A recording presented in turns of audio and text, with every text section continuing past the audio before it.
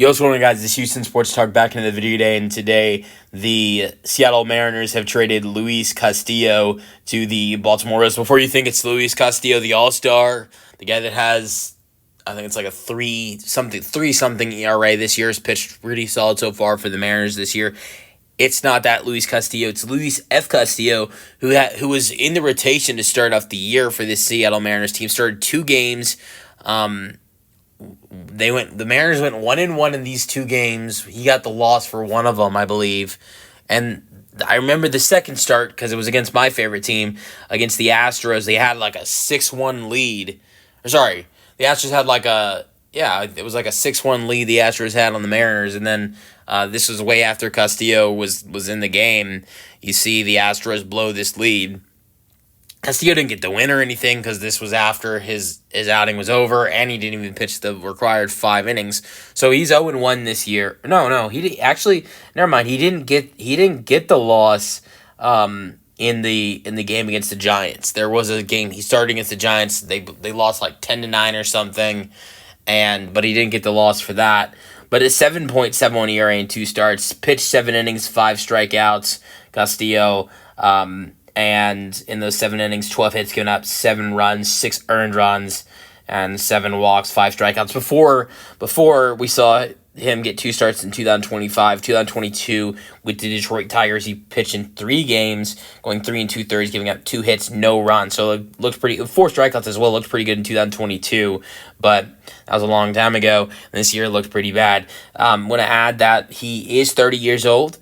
Just recently turned 30 years old, and the 2 starts for Seattle against the Giants and the Astros were not the only outings we've seen him for this year.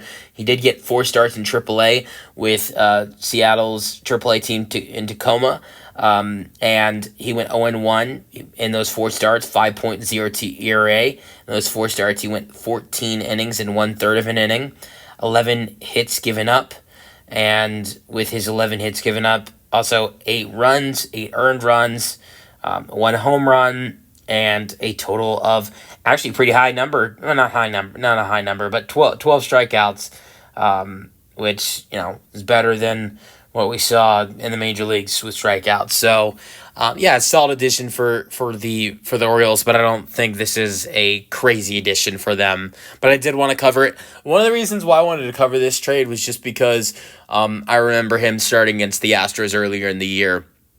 It's just crazy. The Astros right now, they're 36 games in. The Mariners are around the same as well.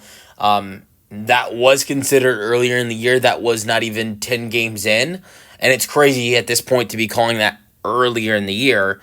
I believe I don't know about the Mariners, but I believe at that point for the Astros, that was a 3-game series. That was the start that Luis F. Castillo had in that series was the 3rd game.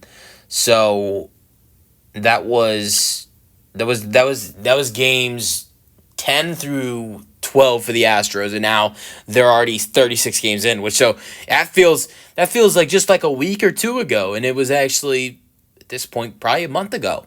That's crazy to think about how much time can fly in this world. So, but let me know your thoughts in the comment section on the trade for the Seattle Mariners and the Baltimore Orioles in the comment section, and peace out.